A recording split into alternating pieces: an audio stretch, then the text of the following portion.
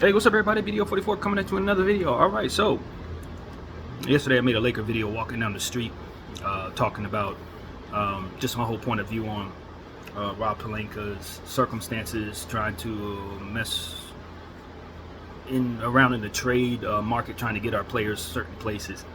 And I made a joke after listening to the video that I felt like I was that Damon Wayans character that was on In Living Color. For those old heads who remember, the dude could never say the right words, but he would always be trying to use big words he didn't understand. I felt like I was talking like that yesterday. I was walking down the street. I was like, bro, you misspoke at least every 3 sentences. It was one of my worst videos in that regard.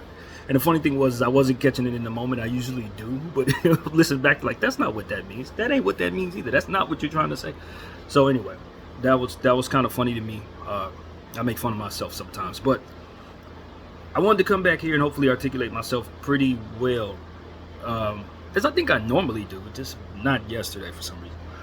But whatever the case may be, man, the point is, the conversation going around the Lakers right now is that a lot of our assets don't hold any value, and that's essentially what we've been talking about. How people view some of these players in the trade market, in a market where everybody's careful to make sure they're winning trades. They don't want to take on things that are viewed as stuff that's not worth anything.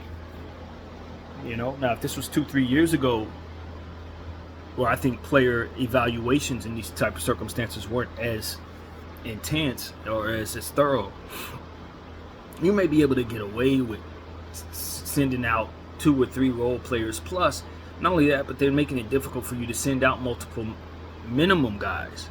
So, you know, even some of the trades that would have been possible are not possible just based on the tax apron CBA stuff we got going on right now, which I hope they amend. And as we've said many times, upon signing that thing about 1.5 years ago, it was said that they would be able to opt out after the 2nd year. I think most parties involved want to opt out except for the owners, who matter the most.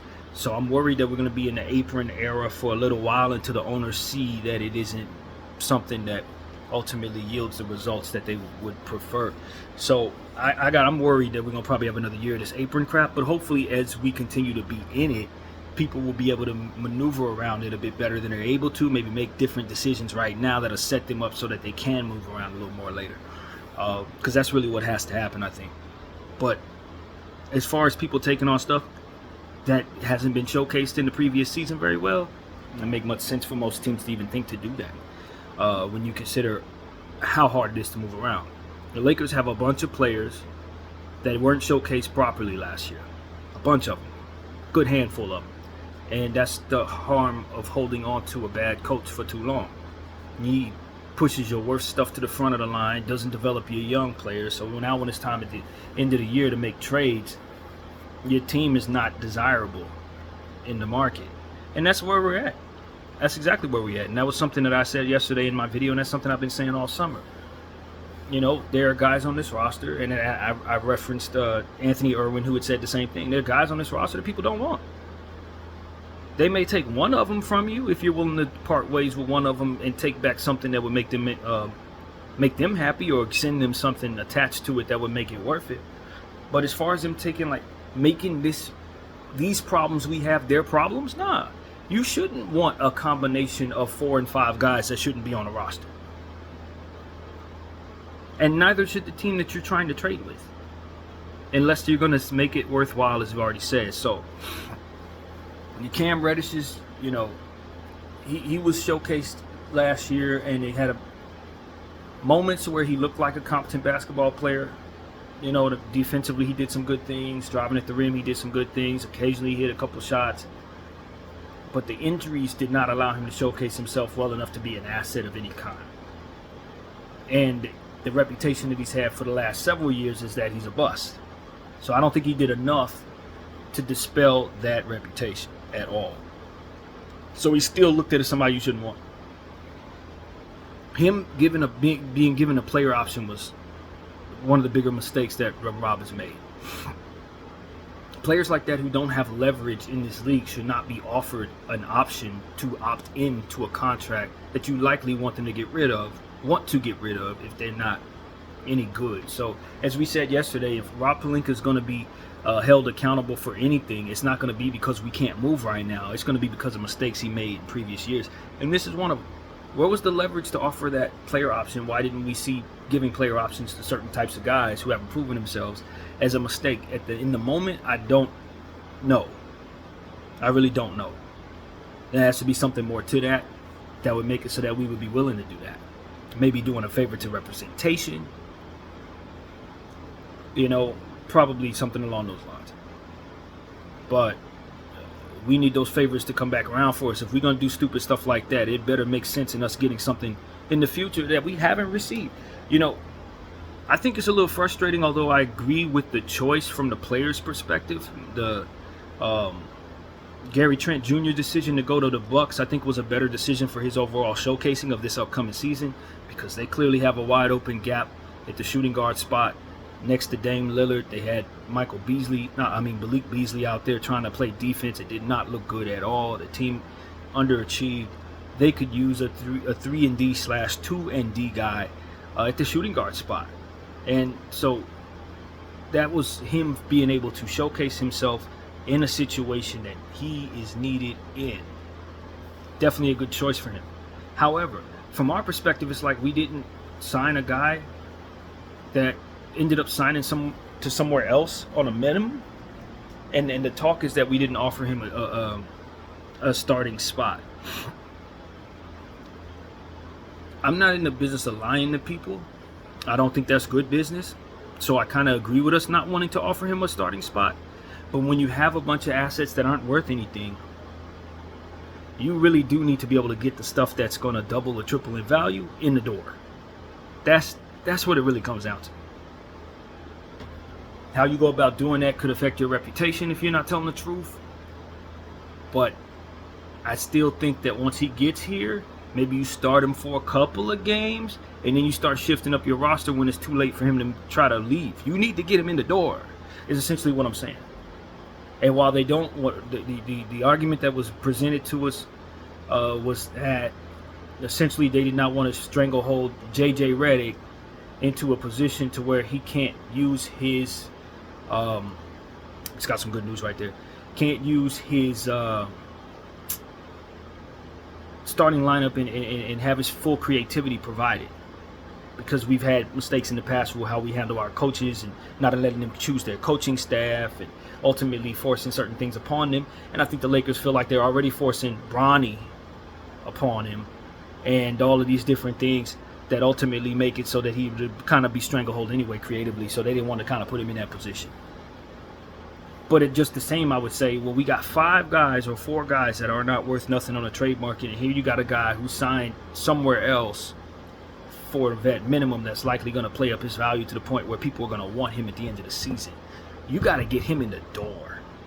You got to get him in the door. And if telling him he could start and putting a little stranglehold on JJ Redick's ability to start who he wants to start is what goes by the wayside, then I think that's what needs to go by the wayside. Because I got JJ Redick here on the hook for contract. Now I got to make sure that I have enough stuff on my books that is worthy of being traded. And Gary Trent Jr.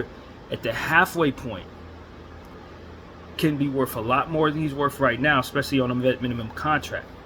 I should be able to love being able to add that piece to other trade packages, as to which I can't add some of the stuff that I'm stuck with to trade packages.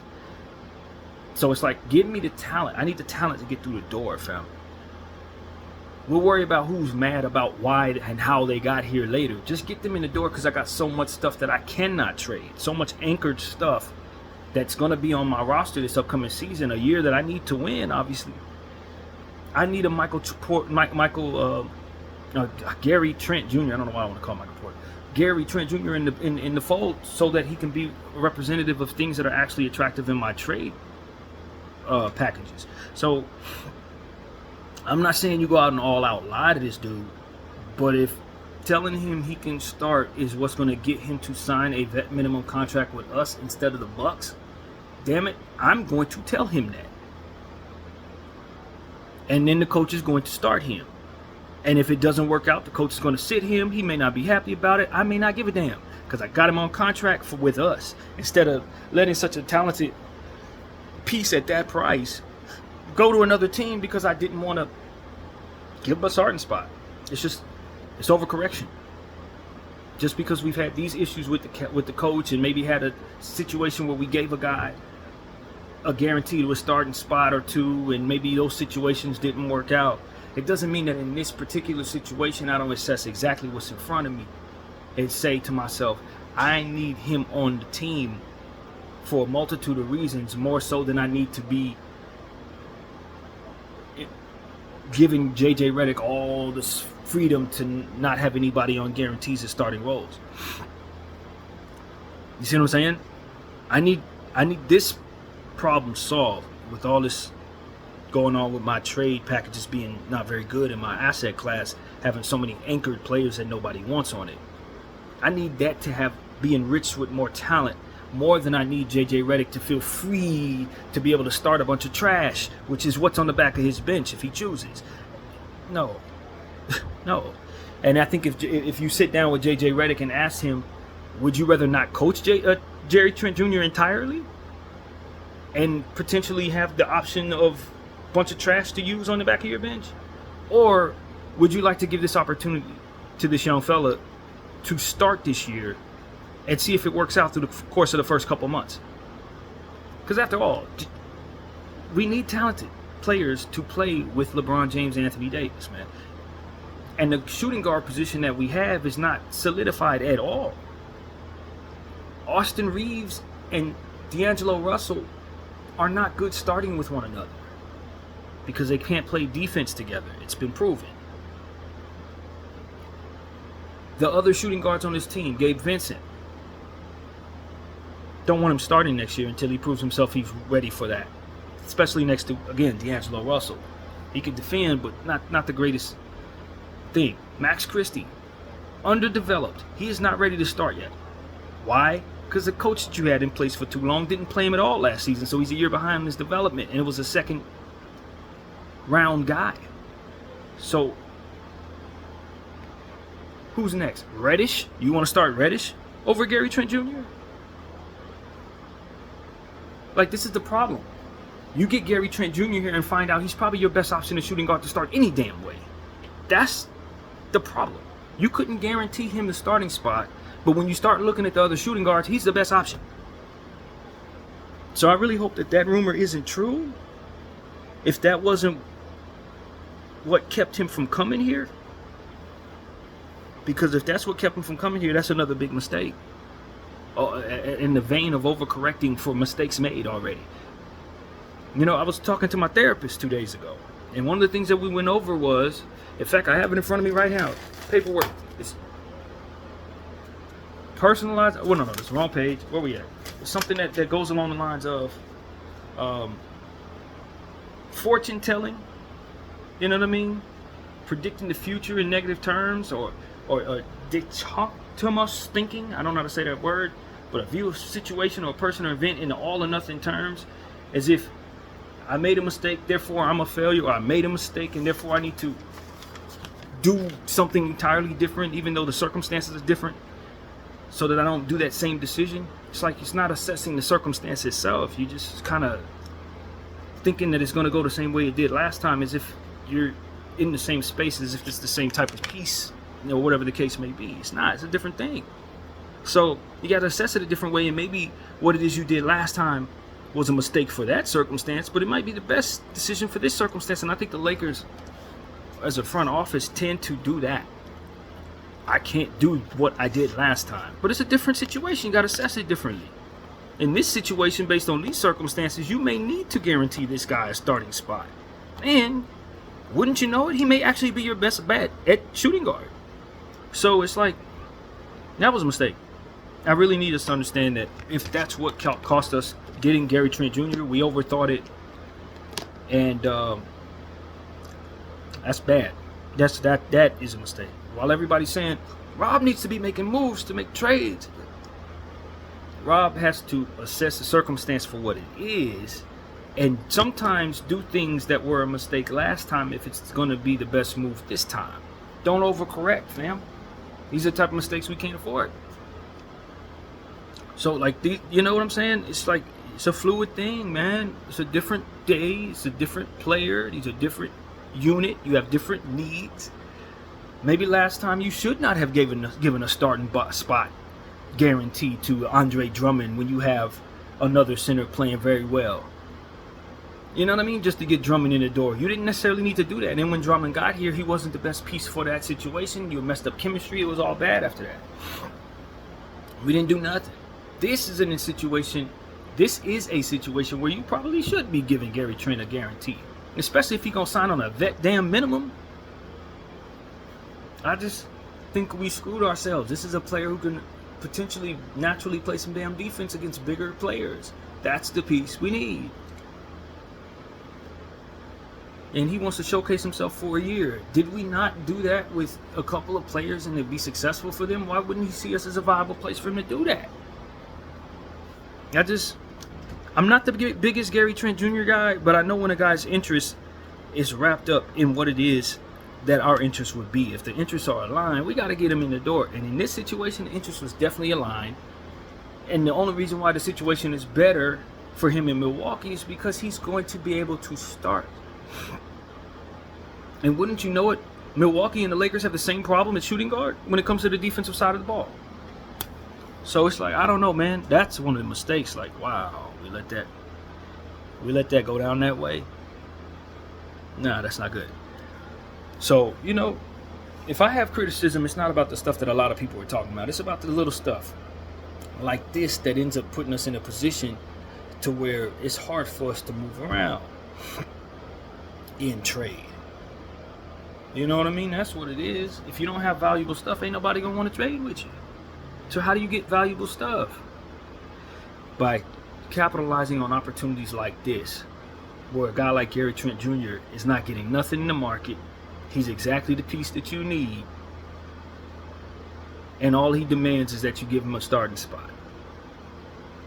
A starting spot throughout the course of 82 games is probably going to shift and fluctuate any damn way naturally. He starts now, maybe he rolls an ankle, somebody else steps in front of him like Max Christie. Now he comes back and knows he's not starting because the team's playing better with Max Christie. I mean, these type of things are not going to stranglehold your rookie coach.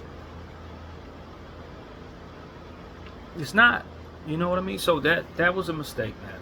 That was a mistake.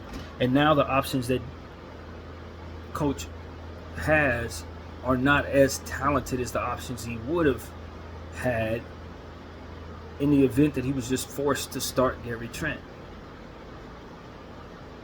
You left him with weaker talent in the name of giving him freedom. I don't think that's how that works. You know what I mean?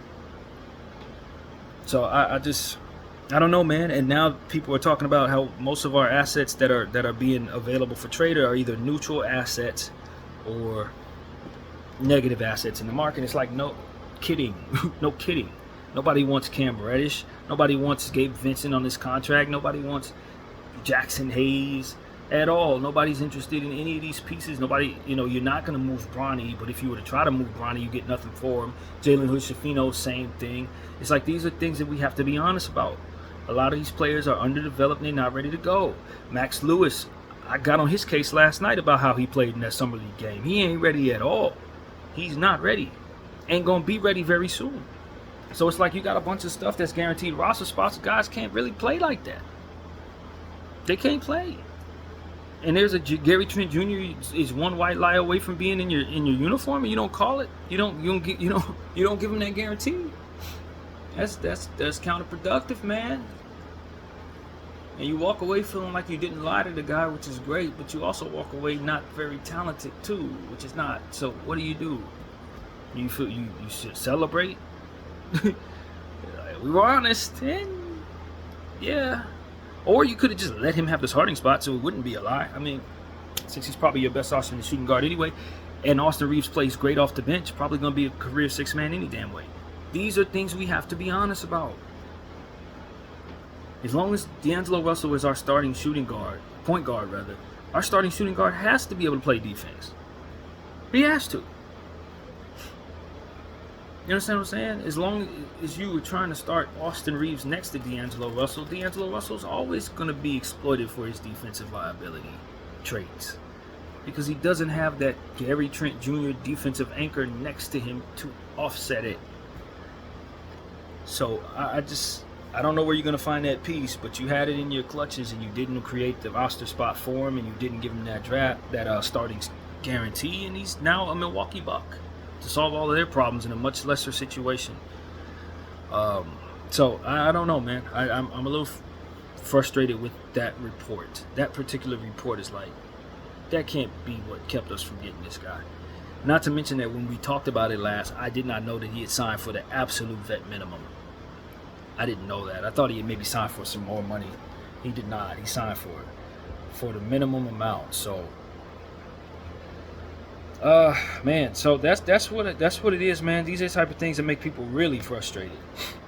Those who are savvy as fans look at stuff like that and scratch our heads, and consider ourselves taking on losses in situations such as this. So yeah, man. I mean, nobody's gonna want this stuff. Nobody's gonna want this stuff, bro.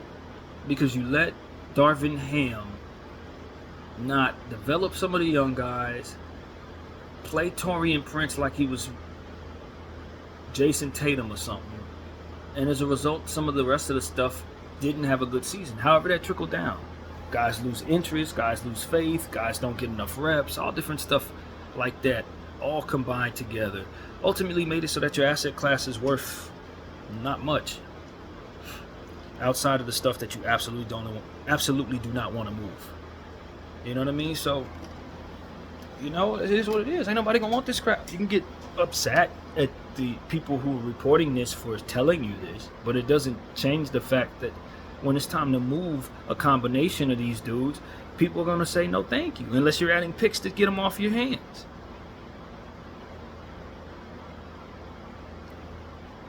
I'll tell you right now, man, if these guys aren't assets, and some of them don't have upside, I don't know what the holdup would be in waiving some of these dudes to create the roster spots we need. That probably should have been done already.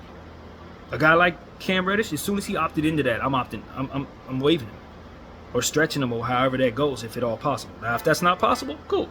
If it's a situation where it doesn't have the effect that I'm thinking it would, then disregard the thought. But we need the roster spot that bad to where I'm not holding on to a dude that can't give me nothing in the market, who's not going to give me what I need on the floor at all. I'm not going to do that. And let guys like Gary Trent Jr. and Tyus Jones fly off the market because I can't create a roster spot because of their presence. They won't be there. If I can get up off of them, I'm getting up off of them. Because I can't get nothing for them in the trade market, essentially, is what my assessment is, listening to what I'm hearing. It's not like you got these guys involved in trade packages that are going to be sent out to get back what you need. Nah, you don't have them on potential trades. Nobody wants these guys. So what good are they? But in the way, gotta waive them, man. Gotta waive them. Anybody? I mean, look. Could a guy have a great season and make this a bad conversation? Sure. Cam Reddish could have a renaissance season, step back into who he was before he got hurt in Atlanta, and really help the team. You know what I mean? And we better hope he is, because it looks like he's going to be on the team. You see what I'm saying? But as far as I can tell, there's not a whole lot in the way of me waiving that guy right now, man. It's not a whole lot in the way of that contract being in China somewhere. Seriously, not a whole lot in the way of that. I like Jackson Hayes, but he probably on the way out too. I mean, if I have to create roster spots to improve my team, and I don't want to see these guys on the floor in most situations, I don't think I have Jackson Hayes in that category, but just as an example of somebody who may not be worth much in the market. I'm probably not going to have them on the floor. I'm not going to do that. Christian Wood, I don't see that way. Even though I think the market sees him as a low value guy, I don't. I think that at a vet minimum price, him opting in is not the worst thing in the world, especially with our center position being as it is. If he comes back the way that he was before the knee injury, which is not a great bet, but if he was who he was in the first half of the season, I actually thought he played pretty well for us. I liked how he rebounded the ball. I like how he rim protect, and his scoring was reliable. He's always a talented scorer. So I'm not down on Christian Wood like I think maybe most are. I actually don't mind him being back. I think he's very talented. But Cam Reddish, nah, man. Nah, I'm all right moving on from Cam Reddish.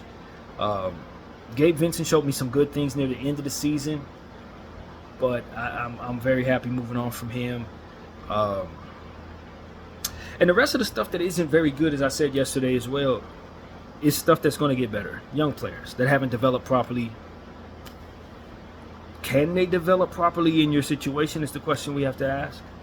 Can we develop Max Lewis? Can we develop Jalen Hood, Schifino? Will we get the most out of Jackson Hayes? Will we get the most out of Max Christie? These are questions that I really genuinely have at this point. That's going to be where the Lakers have to improve, because if you keep getting young players that are projects on your roster and they don't ever turn into nothing, then you're going to have this problem as you go forward. And the upside is going to be disappearing from those guys the more years that go by and they don't display themselves to be very good.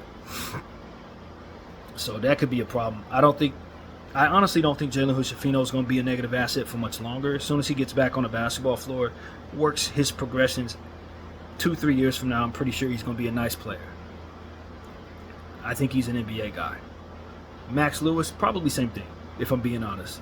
All things considered from yesterday's rant about him, I think he'll be an NBA player in the long run. How good of a player? Maybe Gary Trent Jr. level. Something like that. Maybe.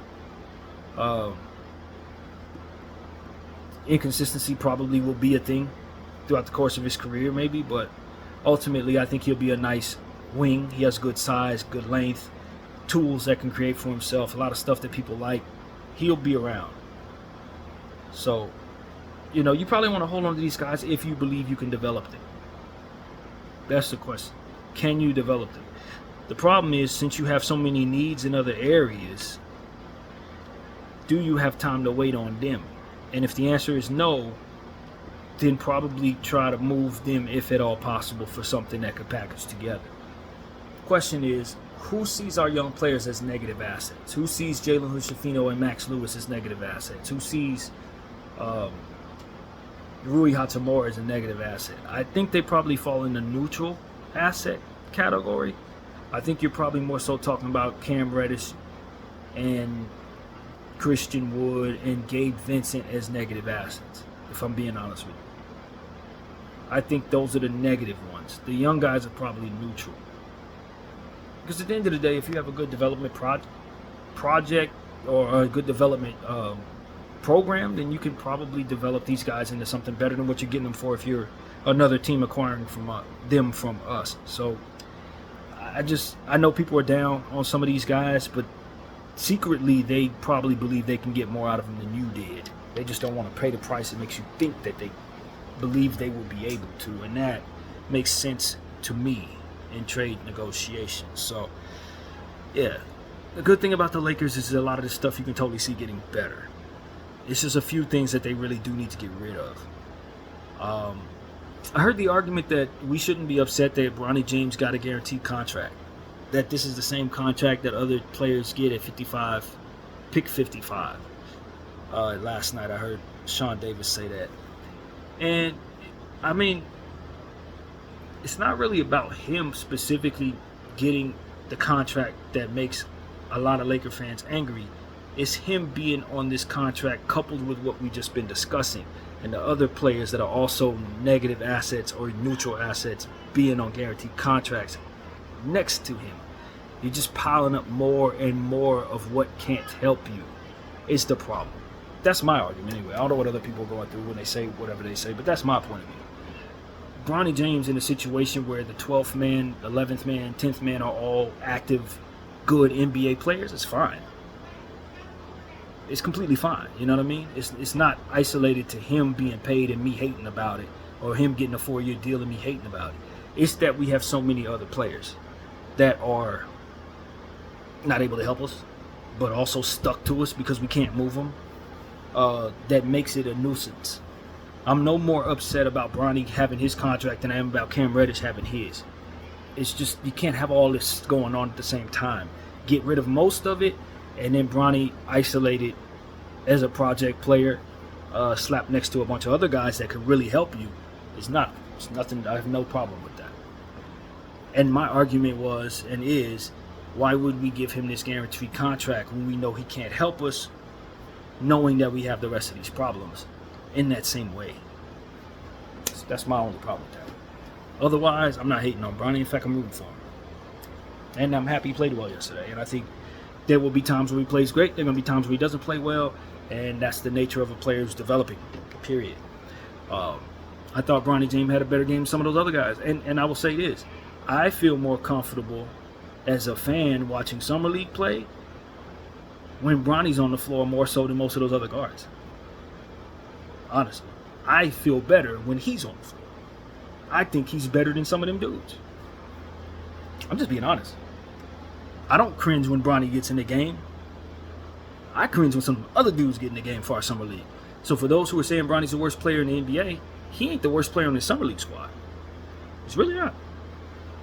In fact, I have him as part of the upper echelon of talent on the team of the Summer League squad. Which is not saying wonderful things, because I really think this Summer League squad is terrible. But, yeah, he's part of the group that I'm like, all right, now we're still stabilizing. Believe it or not. So, like, for me, I see Bronny as a real prospect, a project prospect.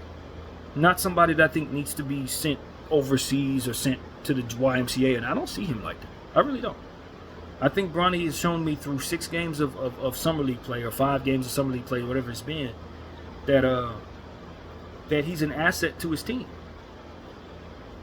And he has some shooting slump circumstances, just like some of the better prospects in this thing have had some shooting slump. We saw what happened with Alex Sarr a few days ago. We didn't mention it on the channel, but he went 0 for 15, 0 for 7 from behind arc. That's the 2nd overall pick. It's the worst game we've seen in any line of anybody noteworthy in the Summer League. So, for me, it's like Bronny isn't somebody that I cringe when they get on the floor. He's not somebody I'm like, yo, sit him down so we can start winning. If anything, it's the opposite. Truly. And I have more faith with him on the floor than I do several of those players that we have in that Summer League. And so we do play again tonight. For those who are wondering, it's at 9 p.m. Eastern, 6 p.m. Pacific. We got the Cleveland Cavaliers. I like the Cavaliers prospects over there with Jalen Tyson and DJ Burns and a few of the other guys that I'm really interested in seeing how the Cavaliers work. So this is going to be a good night if some of those guys are playing. I doubt Dalton Connect plays. I think they're probably going to shut him down for the Summer League. I think this might be the last Summer League game for those who aren't making the playoffs. I don't know if there's another one scheduled. I thought it was only 4. So I think this might be the last one. I'm not sure about that. But I don't expect to see Connect tonight. I'm pretty certain Bronny will play. Maybe Castleton plays, but I wouldn't be mad at us for shutting him down at this point. I think he's part of what it is that we need to be using. And that's that. That's how I see it, man. I have to reiterate some of my frustration with some of those Summer League players. I really would love for us to get our Summer League thing in order, I guess is what I'm saying. Next year, I'd like to see a much more cohesive and playable basketball club in the Summer League next year. For those who think it doesn't matter, it does. Because the more talent you have on the floor, the better you can showcase the young players that are going to be a part of your future. So having guys down there that just probably should be in the YMCA, or some of the dudes that should probably be somewhere in Lithuania or something, I only need a few of those guys if they actually fit the needs of the club. Because I don't want Dalton Connect running around with trash. I don't need Colin Castleton running around with trash. And that's kind of what we've been seeing this year, if I'm being honest. I love Torrey. Like I said, Kuzi's been great. Bronny's been fun. I like watching Bronny. But some of them other dudes, man, I am frustrated watching them. Literally. I don't need to see them no more. So let's do a better job of getting more quality, talented players and more elements that fit next year in the Summer League. I think it's a really underrated thing for the fans' experience. And for the betterment of the showcasing of the young players. So, yeah, I don't think we did a good job this year. But that's pretty much my point of view, man. I missed Team USA game yesterday. I didn't even know they played until after the game was over. I was disappointed in that because I had been enjoying watching them. From what I understand, they just landed in Europe today, so they're getting ready for the big stuff. And, we'll talk about that if I can catch those games. That's really what it is. I will try to be intentional on watching that, but I missed yesterday's and didn't see any highlights, so I have no idea how they really did, to be honest with you. I don't know. But that's pretty much my take on things, man. I do agree that some of these assets that we have are not assets at all, man. And if we can move on from some of the ones that aren't going to help us, that we can't do nothing in trade, that we don't want to see checked into the game, then damn it, we should probably have done it already so that we could create the roster spot that would have signed a guy like Gary Trent Jr.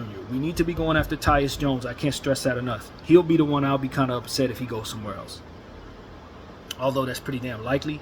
He's the piece that I think we most need right now. A real legitimate backup point guard that can actually facilitate, man. Not a guy that we asking to play backup point guard because he's shorter than everybody else.